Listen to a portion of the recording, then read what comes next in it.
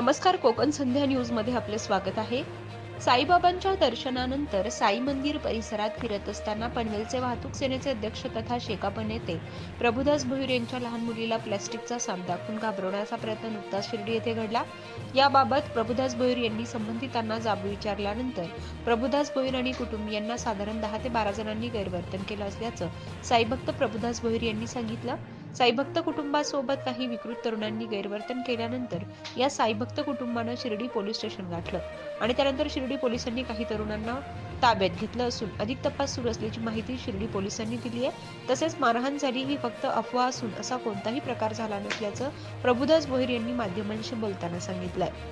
अशाच ताज्या अपडेटसाठी आजच कोकण संध्या न्यूजला सबस्क्राइब करा। मी काल रात्री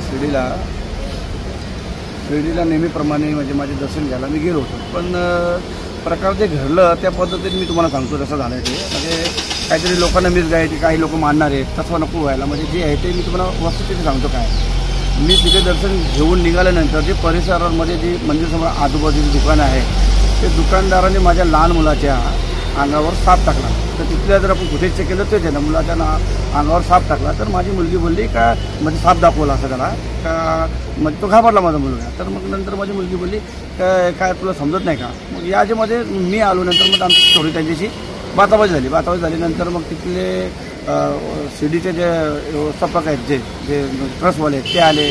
त्यानंतर मग पोलीस प्रशासनामध्ये मी त्यांच्यावर गुन्हा म्हणजे गेलो, पोलीस स्टेशनला घेऊन गेलो त्यांच्यावर मी।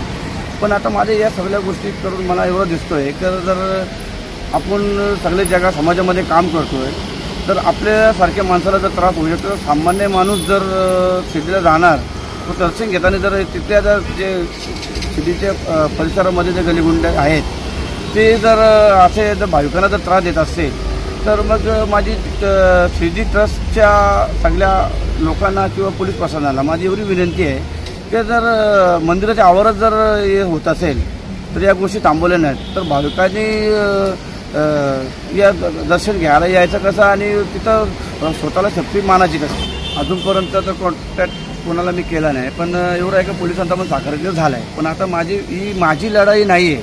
माझं थोडक्यात आपण मदत करणाऱ्या माणसाची थोडक्यात आपलं म्हणजे बोलणं चाली झाली, त्याच्यामध्ये आपण ते तिथे पोलीस स्टेशन जाऊन त्यांच्यावर गुन्हा दाखल केलेला आहे। पण जेवढे भाविक येतात तिथे ते लोक तेच बोलतात, तिथले स्थानिक पण तेच बोलतात का इथे सर्व लोकांना भाविकांना त्रास आहे। ते कोणाचा आहे तर फक्त त्या शिर्डीच्या आपला हनुमान मंदिर जे मागचे जे दुकानदार आहेत त्यांचा।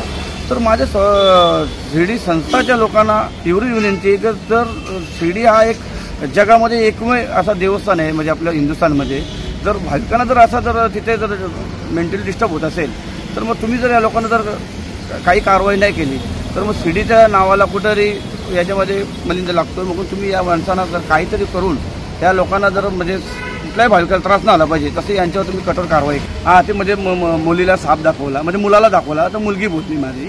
तर मग हे प्रकरण घडले। त्यानंतर तिथे व्यवस्थापक आले, शिर्डीचे संस्थावालेही पण आपल्याला मदत केली। लगेच मी पोलीस स्टेशनला गेलो, कारवाई पण टायमावर झालेली आहे। फक्त पुढच्या भाविकांना किंवा जी लोकांची जी दादागिरी चालली तिथे म्हणजे भाविकांना त्रास द्यायची ती कुठेतरी थांबली पाहिजे। जर ती नाही थांबली तर मग शिर्डीच्या जी संस्था आहेत त्यांना लोकांना या गोष्टी कळून घ्यायला पाहिजे, बघून घ्यायला पाहिजे। पनवेल, नवी मुंबई आणि रायगड जिल्ह्यातील ताज्या बातम्या आणि नवीन घडामोडी पाहण्यासाठी सबस्क्राइब करा कोकण संध्या न्यूज चॅनल आणि दाबा बेल आयकॉन।